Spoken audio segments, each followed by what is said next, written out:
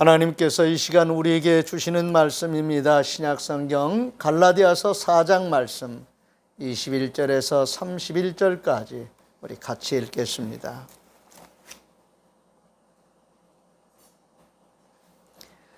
신약성경 306쪽을 참조하시기 바랍니다.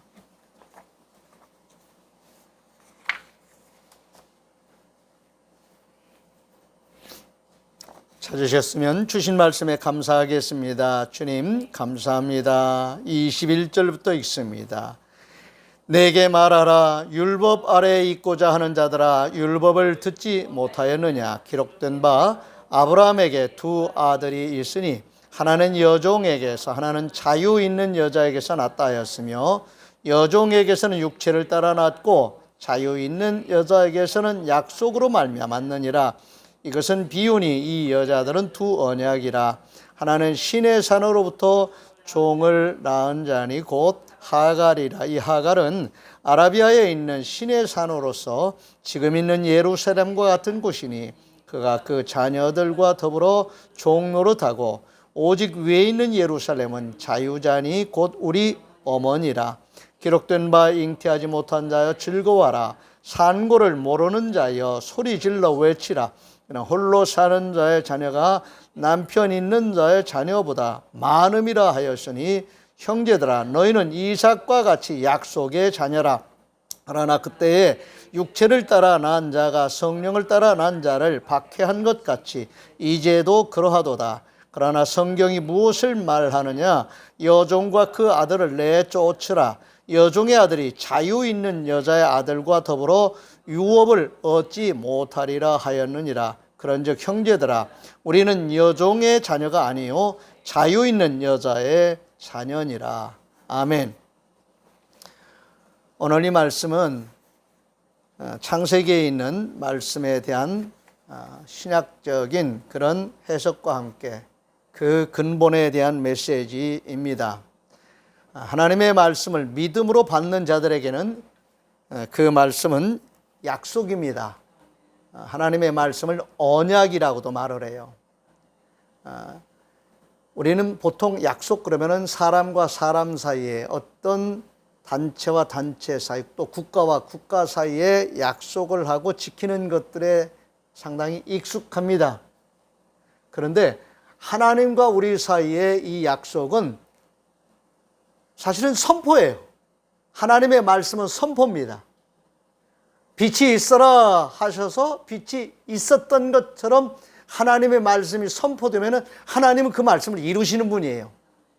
그런데 그게 왜 어떻게 약속이라고 또 이렇게 우리가 말할 수 있는가 하면, 하나님의 말씀을 믿음으로 받는 자들에게는 그 말씀이 이루어지는 것을 그대로 오롯이 받게 되기 때문에, 말씀을 믿음으로 받는다고 하는 것이 바로 약속에 참여하는 거예요. 믿으시기를 바랍니다. 그런 맥락에서 하나님의 말씀을 언약으로 이해하셔도 전혀 잘못된 게 없습니다. 그러므로 우리는 말씀의 은혜를 사모해야 됩니다. 말씀을 받기 위한, 말씀을 받는다고 할 때 하나님의 말씀이 선포되고 말씀이 선포되고 선포된 그 말씀이 이루어지는, 하나님이 하시는 일입니다. 전적으로 하나님이 하시는 일에 대하여 우리가 아멘 하는 거예요. 그냥 받아들이는 거지요. 그게 은혜이고요. 그로 인해서 하나님의 말씀이 이루어지는 것을 우리가 우리의 것으로 받는 거지요. 그게 바로 언약의 개념이라는 거지요. 특별히 예수 그리스도를 영접함으로 하나님의 자녀가 된다고 하는 이 점 또한 언약입니다. 요한복음 1장 12절 13절 말씀 기억하시지요. 영접하는 자, 곧 그 이름을 믿는 자들에게는 하나님의 자녀가 되는 권세를 주셨으니, 이 권세란 자격이고요, 신분 회복입니다. 이는 혈통으로나 육정으로나 사람의 뜻으로 나지 아니하고 오직 하나님께로부터 난 자들이니라. 하나님께로부터 난 자라고 인정받는 거예요. 물론 우리는 모두 하나님의 지음받은 피조물들입니다. 하나님께로부터 났어요. 그런데 우리가 경험하는 이 세상에서 경험하는 그런 경험적인 언어로 우리는 부모에게서 태어났지요. 부모를 통해서 태어난 거예요. 그렇죠? 부모를 통해서 태어났기 때문에 하나님으로부터 났다라는 말에 대해서 낯설지요. 그런데 하나님의 모든 이 피조물들을 만드시고 특별히 맨 마지막에 하나님의 모양, 하나님의 형상대로 사람을 지으셨다고 하는 이 점에서부터 우리가 태어난다라는 말에 대한 근원을 우리가 생각해 볼 수 있어야 됩니다. 하나님은 우리를 자녀 삼아 주셨습니다. 아멘. 예수 그리스도를 통해서 당신이 지으신 모든 인류를 구원하시면서 자녀로서의 그 신분을 이렇게 회복시켜 주시는 거예요. 이게 언약이에요. 약속입니다. 누구든지 예수 믿으면 구원받는다는 이 말씀과 같은 맥락에서 누구든지 예수님을 영접하면 하나님의 자녀가 된다라는 그런 말의 다른 표현이라고 생각하시면 됩니다. 반드시 이루어지는 성삼위 하나님의 약속이 있는 말씀을 우리는 그래서 잘 들어야 되겠지요. 그러면 성령께서 임하셔서 역사하십니다. 말씀을 받는 자들에게 그 말씀에 대한 증언자가 성령님이세요. 성령님께서 우리가 말씀을 듣고 말씀을 믿음으로 받을 때 성령께서 우리 마음에 감동을 주시면서 확증을 시켜주시는데, 사람의 증거도 증거로 채택할 수 있잖아요. 법정에 가면은 증거를 채택할 때 법적인 그런 절차를 통해서 이거 증거가 된다 하면은 채택한다고요. 그런데 오늘 우리가 하나님의 말씀을 듣고 그 말씀을 믿음으로 받아들인 자로서 성령께서 임하시고 역사하셔서 우리에게 증거로, 증언으로 우리의 믿음을, 우리의 그 말씀을 받은 자로서의 우리의 믿음을 확증시켜 주셔요. 그러니까 성령의 도우심이 필요하지요. 언약의 말씀을 받고 하나님과의 관계가 회복되므로 성령의 임재를 체험하는 자들은 모든 불안과 두려움을 이기게 하시는 성령의 권능을 받게 된다는 점 또한 우리에게 주시는 하나님의 은혜이고 선물입니다. 다시 한번 강조하여 말씀드립니다. 하나님의 모든 말씀들은 약속입니다. 언약입니다. 아브라함은 하나님이 그를 부르셨을 때 그 약속의 말씀을 따랐습니다. 창세기 12장 1절에서 3절을 보시면 여호와께서 아브라함에게 이르시되 너는 너의 고향과 친척과 아버지의 집을 떠나 내가 네게 보여줄 땅으로 가라. 내가 너로 큰 민족을 이루고 네게 복을 주어 내 이름을 창대하게 하리니 너는 복이 될지라. 내가 너로 큰 민족을 이룬다고 하는 이 말씀은 자녀들이 그만큼 태어난다는 말이겠죠. 후손들이 그만큼 번성한다는 말씀입니다. 그리고 그들에게 복을 주셨다 그랬어요. 아직 태어나지도 않은, 아직 누가 누군지도 모르는, 아무것도 없는 거예요. 아무것도 없는 그들에게 지금 아브라함과 사라만 있어요. 그들에게 지금 말씀을 선포하신 거예요. 자, 이때는 말만 있는 거지요. 하나님의 말씀만 있는 거지요. 빛이 있어라 하셨던 것처럼 하나님께서는 아브라함에게 지금 이 말씀으로 선포하신 거예요. 약속하신 것입니다. 우리도 받은 말씀에 따라서 순종하며 복의 세계에서 살아야 될 이유가 바로 이 점에 있습니다. 아멘. 창세기 13장 14절에 16절에 보면은 롯이 아브라함을 떠난 후에, 그러니까 아브라함이 이제 이 창세기 12장의 말씀에 따라서 순종하며 따라 나섰습니다. 그때 이 조카 롯도 아브라함 삼촌을 따라 나섰습니다. 그런데 복을 받고 이렇게 잘 되다 보니까 이게 서로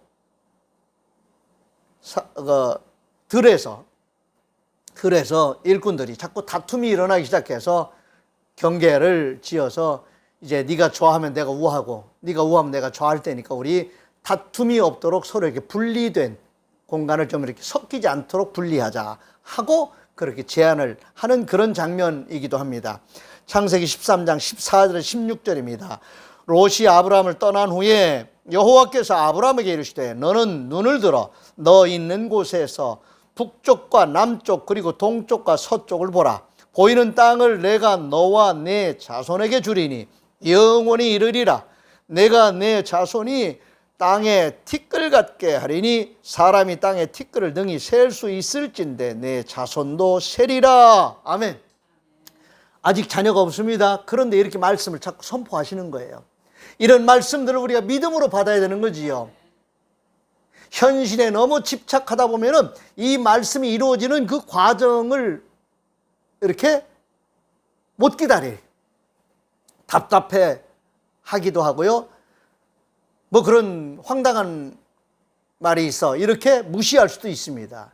그런데 믿음으로 말씀을 받는 자들은 그 선포하신 하나님의 말씀에 대하여 그 말씀을 담지하는 거지요. 우리가 농사 지을 때 씨를 심으면 바로 자라나요? 그 시간이 필요하지요. 과정이 있지요. 발화돼서 싹이 트고 자라서 열매 맺기까지의 그 과정이 있습니다. 하나님의 말씀도 씨라고 생각해 보시기 바랍니다. 아멘. 하나님의 말씀을 믿음으로 받아야 되는 이유가 바로 거기에 복의 세계가 열리기 때문에 그렇습니다. 복의 세계란 하나님의 말씀이 선포되고 이루어지는 그 메커니즘이 그런 모든 지평이 열리는 세계를 말합니다. 가능성의 세계입니다. 하나님이 보시기에 좋은 가능성의 세계가 복의 세계로 열립니다. 아멘. 우리도 받은 말씀에 따라서 순종함으로 이 복의 세계 속에서 살아야 하겠습니다. 자녀도 하나님의 언약 안에 있습니다. 우리도 자녀가 되었지만은 우리 또한 자녀를 두지요. 우리의 후손들이 또 나오지요. 바로 이 자녀들 후손들이 바로 하나님의 말씀의 언약 세계 안에 있다는 거예요. 아브라함에게 주신 말씀을 오늘 우리도 그래서 믿음으로 받아야 되는 거지요. 선포된 하나님의 말씀은 반드시 이루어지는 하나님의 약속이기 때문입니다. 아멘. 인간의 죽음, 우리가 말하는 이 사망도 하나님의 말씀 안에 있습니다. 우리가 병들어서 죽는다, 무슨 암으로 죽는다, 사고로 죽는다, 우리가 죽는다고 하는 이유를 의학적으로는 사망 진단서를 낼 때 다양한 그런 현상적인 것을 말해요. 그런데 하나님께서 우리에게 인간이 죽게 되는 근원은 죄 문제라고 하는 것을 분명히 말씀하셨습니다. 그 죄라고 하는 그 문제가 명시적으로 지금 창세기 2장 16절 17절에 분명히 선포되고 있습니다. 한번 보시면은 여호와 하나님이 그 사람에게 명하여 이르시되 동산 각종 나무의 열매는 내가 임의로 먹되 선악을 알게 하는 나무의 열매는 먹지 말라. 내가 먹는 날에는 반드시 죽으리라. 그거 먹는 날에는 반드시 죽으리라. 그걸 먹는다고 하는 것 자체가 열매 하나 먹었다고 생각하는 그런 단순한 문제가 아닙니다. 그거 먹으면 죽는다라고 선포하신 하나님의 말씀에 대하여 불순종한 결과를 낳는 거예요. 이게 죄입니다. 선악을 알게 하는 나무의 열매 하나를 먹었다고 그게 아까워서 하나님께서 우리에게 이렇게 진노하시는가? 그렇게 생각하시면 안 됩니다. 하나님의 말씀에 대한 불순종입니다. 너 그거 먹으면 죽는다고 그랬는데 왜 먹었느냐는 말입니다. 그래서 우리를 다시 긍휼히 여기시고 살리시기 위해서 이 먹는 문제로 표현하시면서 우리 주님의 살과 피를 우리에게 주시는 거예요. 이해가 되시지요? 그래서 성찬식을 주님이 다시 오시는 그때까지 나를 기념하여 이 성찬식을 기념하여 지키라고 말씀하신 회복을 말하는 것입니다. 내가 생명의 떡이라고 말씀하신 주님이 당신을 우리에게 이 죄 문제 해결하기 위한 치료제로 당신을 우리에게 내주신 거지요. 창세기 18장 9절에 10절을 또 보시기 바랍니다. 그들이 아브라함에게 이르되 내 아내 사라가 어디 있느냐? 대답하되 장막에 있나이다. 그가 이르시되 내년 이맘때 내가 반드시 내게로 돌아오리니 내 아내 사라에게 아들이 있으리라 하시니 사라가 그 뒤 장막 문에서 들었더라. 자, 이때까지 아브라함에게 자녀가 없습니다. 앞에서 내 후손들이, 내 자녀들에게 내가 이렇게 하겠다고 선포하셨던 하나님의 말씀이 최소한도 이루어지려면 아들 하나라도 있어야 될 거 아니겠습니까? 그런데 이때까지 아들이 없어요. 근데 그 이때가 언제냐면은 아브라함과 사라가 이제 할아버지 할머니가 되어서, 특히 사라 스스로가 이제 나는 아이를 가질 수 없다라고 판단하는 그 뭔가 분명한 증표가 있기 때문에, 본인 스스로가 그걸 느꼈기 때문에 사라가 지금 뭐 어떻게 조치를 취하느냐면은 자기 여종, 몸종 하갈을 자기 남편에게 첩으로 주어서, 여보, 나는 이제 끝이야. 나는 아이 낳을 수 없어. 이제 난 끝이야. 내 몸은 다 이제 노화가 됐어. 그러니 내 몸종 하갈을 당신이 첩으로 줄 테니까 그를 통해서 아들을 얻으라고. 그러니까 아브라함이 거절하지 않고 그냥 받아들여요. 인간적으로는 이해가 됩니다. 그러나 신앙적으로는 아닌 거예요. 그것을 오늘 이 갈라디아 4장 31절에서 지적하는 겁니다. 그건 아니다. 그건 아니다. 하나님의 뜻을 사람이 인위적으로 그렇게 리모델링해서는 안 된다는 거지요. 하나님의 선포된 말씀은 하나님이 이루십니다. 너희는 가만히 있어 하나님께서 하시는 일을 보라고 선포하시는 그 말씀이 이들에게도 선포돼야 되는 거지요. 창세기 21장 1절에 4절에 보면은 여호와께서 말씀하신 대로 사라를 돌보셨고 여호와께서 말씀하신 대로 사라에게 행하셨으므로 사라가 임신하고 하나님이 말씀하신 시기가 되어 노년에 아브라함에게 아들을 낳으니 아브라함이 그에게 태어난 아들 곧 사라가 자기에게 낳은 아들을 이름하여 이삭이라 하였고 그 아들 이삭이 낳은 지 8일 만에 그가 하나님이 명령하신 대로 할례를 행하였더라. 하나님께서 아들 주셨어요? 안 주셨어요? 주셨어요. 근데 언제 주셨습니까? 아주 젊었을 때, 왕성할 때, 가능성이 많을 때 주신 것이 아니라 이제 끝이야 라고 선을 그어서 이제는 할 수 없어. 내 몸종 하갈 당신한테 줄 테니까 그를 통해서 아들을 얻으시오 하고 사라가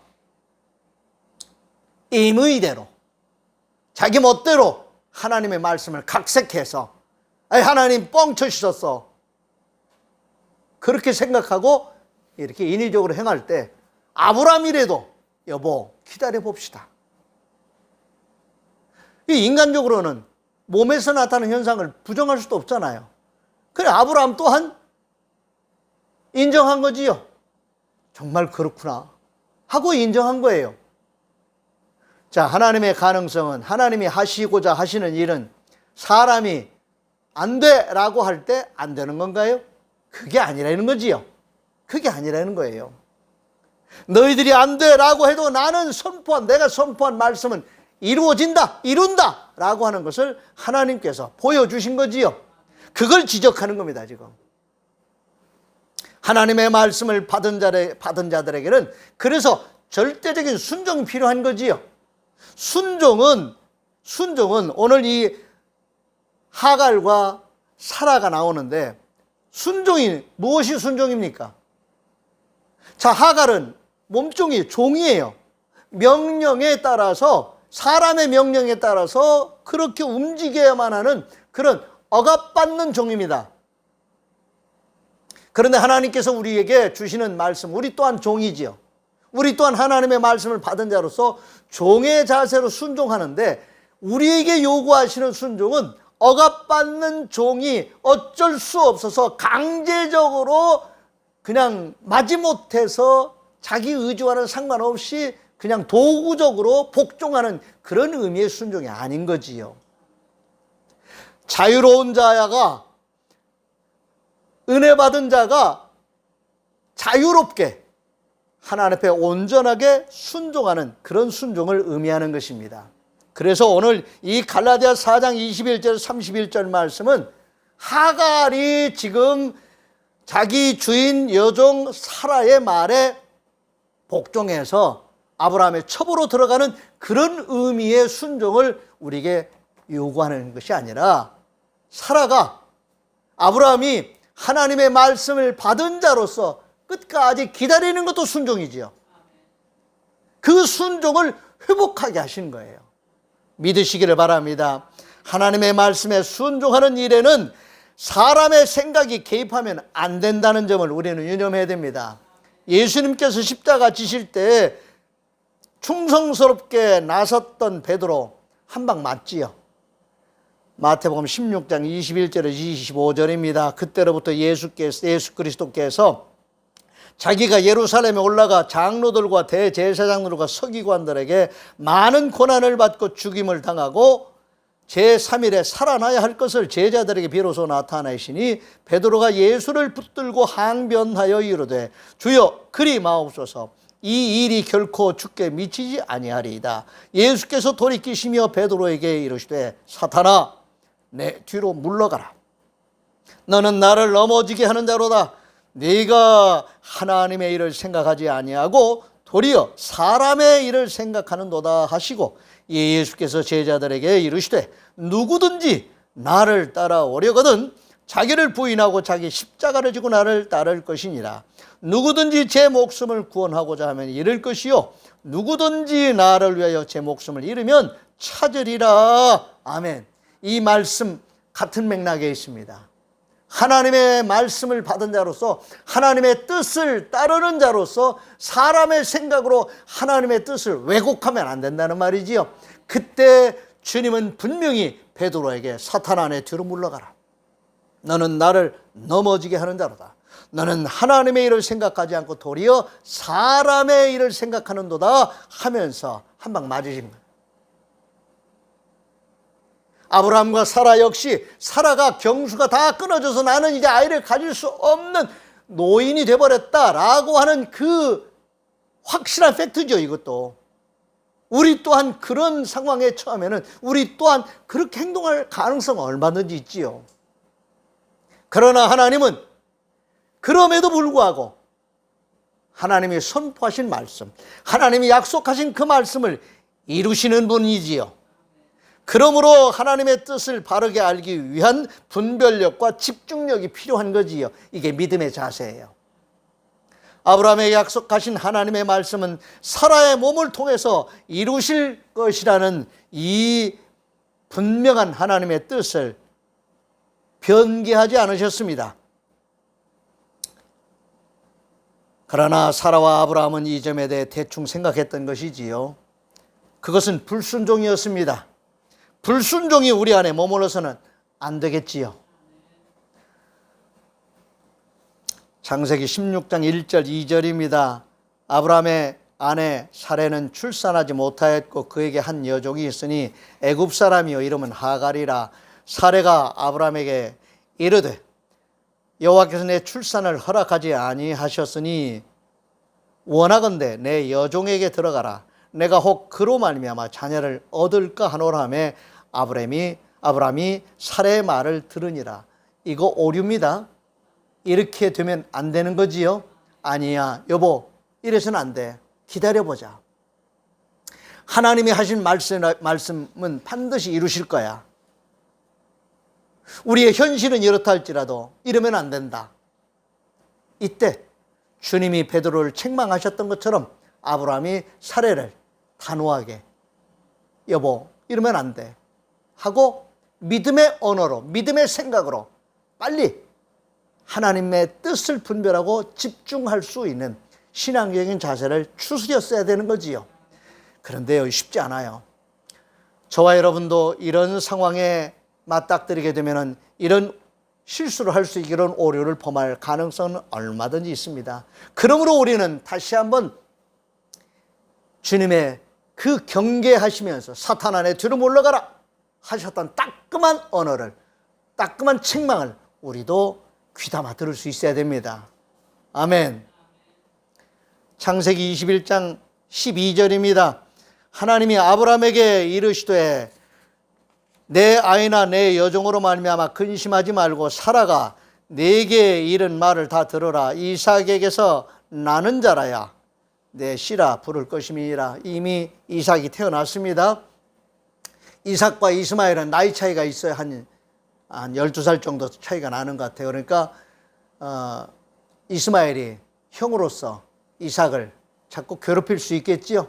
그리고 자기 어머니 신부는 종이었었고, 그러니까 이게 좀 뭔가 좀 약간 매끄럽지 않은 부분이 있겠지요. 자, 그런 과정 속에서 사라가 나중에 갈등을 하다가 아브라함에게 요청합니다. 저 하갈하고 이스마엘을 내쫓으라고. 그러니까 아브라함이 얼마나 고통스럽겠어요. 근데 나중에 하나님께서 아브라함에게 지금 말씀하시는 거예요.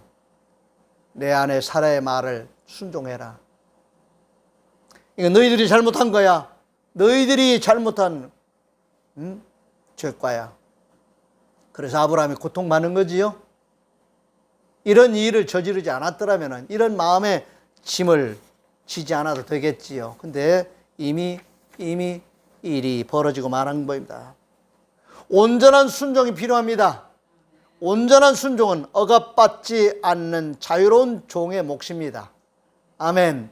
저와 여러분이 믿음으로 깨어 있을 때 순종해야 하는 사명적인 삶입니다. 하나님은 택하신 자들의 죄를 사해 주심으로 자유하게 해 주셨습니다. 저와 여러분은 이제 예수 그리스도를 믿는 자로서 자유한 자들입니다. 그러므로 자유한 자로서의 순종을 하나님 우리에게 요구하시는 것입니다.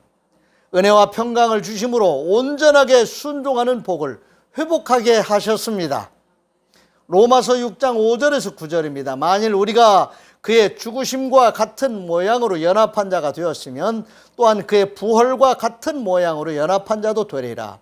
우리가 알거니와 우리의 옛사람이 예수와 함께 십자가에 못 박힌 것은 죄의 몸이 죽어 다시는 우리가 죄에게 종노릇하지 아니하려 함이니 이는 죽은 자가 죄에서 벗어나 의롭다 하심을 얻었음이라. 만일 우리가 그리스도와 함께 죽었으면 또한 그와 함께 살 줄을 믿노니 이는 그리스도께서 죽은 자 가운데서 살아나셨음에 다시 죽지 아니하시고 사망이 다시 그를 주장하지 못할 줄을 알미로라. 아멘. 창세기 12장 3절입니다. 너를 축복하는 자에게는 내가 복을 내리고 너를 저주하는 자에게는 내가 저주하리니 땅의 모든 족속이 너로 말미암아 복을 얻을 것이라 하신지라. 아멘. 하나님의 말씀을 믿음으로 받는 자들은 이렇게 하나님의 은혜와 복의 세계가 삶의 지평으로 열리게 됩니다. 바로 우리를 통해서 하나님은 그런 세계를 지금 확장해 나가시는 것입니다. 이것이 바로 하나님 나라의 역사입니다. 창세기 21장 5절 6절입니다. 아브라함이 그의 아들 이삭이 그에게 태어날 때 100세라. 사라가 이르되 하나님이 나를 웃게 하시니 듣는 자가 다 나와 함께 웃으리로다. 아멘. 은혜와 복의 세계는 함께하는 자들과 그 시대, 그 지역에서 함께 살아가는 이웃들과 함께 주님이 주신 이 은혜와 복을 나눌 수 있게 되는 것입니다. 그래서 함께 웃게 되는 것이지요. 우리는 하나님의 은혜 가운데 함께 웃을 수 있어야겠습니다. 갈라디아서 오늘 본문 말씀 4장 22절에서 26절입니다. 기록된 바 아브라함에게 두 아들이 있으니 하나는 여종에게서 하나는 자유하는 여자에게서 낳다 하였으며 여종에게서는 육체를 따라 낳고 자유 있는 여자에게서는 약속으로 말미암았느니라. 이것은 비유니 이 여자들은 두 언약이라. 하나는 신의 산으로부터 종을 낳은 자냐 곧 하갈이라. 이 하갈은 아라비아에 있는 신의 산으로서 지금 있는 예루살렘과 같은 곳이니 그가 그 자녀들과 더불어 종노릇하고 오직 위에 있는 예루살렘은 자유자니 곧 우리 어머니라. 아멘. 저와 여러분은 이제 예수 그리스도를 통해서 죄 용서받고 구원받은 자유인입니다. 자유로운 삶을 통해서 우리는 하나님의 말씀을 받고 그 말씀에 순종하며 사는 자들입니다. 그러므로 하나님이 우리에게 온전한 순종을 요구하십니다. 이 온전한 순종이란 억압받는 자가 강제에 의해서 마지못해서 복종해야만 하는 그런 의미의 순종이 아닙니다. 예를 들어서 약물, 마약을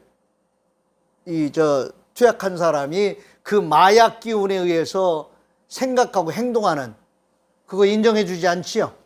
법적으로 문제 삼습니다. 그런 것처럼 우리가 정신적으로도 심리적인 상태에서도 영적인 상태에서도 이런 억압된 그런 순종을 하나님 우리에게 요구하시는 게 아닙니다. 우리를 자유케 하신, 죄 용서받고 구원받은 하나님의 자녀로서 자유로운 자가 하나님의 말씀을 받고 순종하는, 우리 주님께서 십자가 지시는 것처럼 아버지의 뜻을 받아들이는 자유한 자가 하나님의 말씀을 받고 그 말씀에 순종하는 거예요. 예수 그리스도께서 보여주신 그 모범이 오늘 저와 여러분의 삶의 모습을 통해서도 그대로 재현될 수 있도록 하나님이 우리를 이끌어 주십니다. 이것이 바로 하나님이 우리에게 주신 말씀의 약속 속에서 약속을 이루는 자로 살아가게 하시는 하나님의 자녀의 삶의 모습입니다. 믿으시기를 바랍니다. 감사해야 되겠지요. 즐거워해야 됩니다. 우리는 억압받는 종으로서 하나님의 말씀을 수행하는 자들이 아니라 자유한 자로서 하나님의 말씀을 받고 그 말씀을 이루어 나가는 약속의 자녀들입니다. 아멘. 예수 그리스도의 이름으로 하나님이 우리를 자녀 삼아 주셨습니다. 기도하겠습니다. 하나님 감사합니다. 우리는 분명히 하나님의 자녀들입니다. 약속의 자녀들입니다. 말씀을 약속으로 받게 해주시고 말씀을 정말 자유로운 자로서 순종하며 살아가는 온전한 순종으로 하나님의 말씀을 이루어드리는 우리 모두의 삶이 되게 해 주시니 감사를 드립니다. 우리의 부족한 모든 것들을 주여 다 다스려 주시고 채워주시고 이끌어 주시옵소서. 하나님 우리에게 회복된 이 은혜로 살아가게 해주시니 감사를 드립니다. 어둠에 눌리지 않게 해주시옵시고 죄의 종노릇했던 옛사람의 삶의 모습에서 벗어나 자유로운 삶을, 정말 하나님 기뻐하시는 삶을, 하나님의 뜻을 이루는 삶을 멋스럽게 잘 살아가는, 그래서 하나님 보시기에 좋은 삶을 사는 승리자들이 되게 해 주시옵소서. 이 모든 말씀 우리 주님 예수 그리스도의 이름으로 축복하며 기도하옵나이다. 아멘. 다 같이 일어나셔서 568장 패배 찬송 부르겠습니다.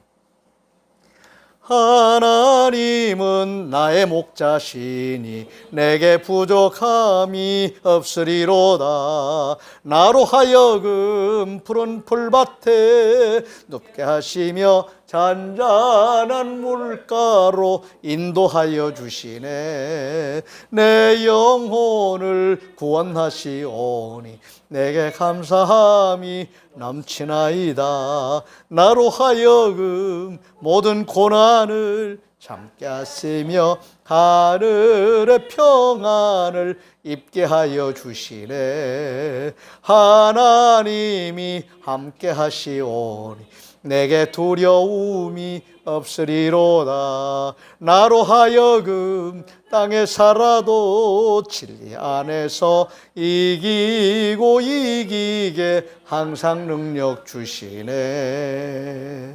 여호와는 네게 복을 주시고 너를 지키시기를 원하며 여호와는 그의 얼굴을 네게 비추사 은혜 베푸시기를 원하며 여호와는 그 얼굴을 네게로 향하여 드사 평강 주시기를 원하노라. 아멘. 아멘. 아멘.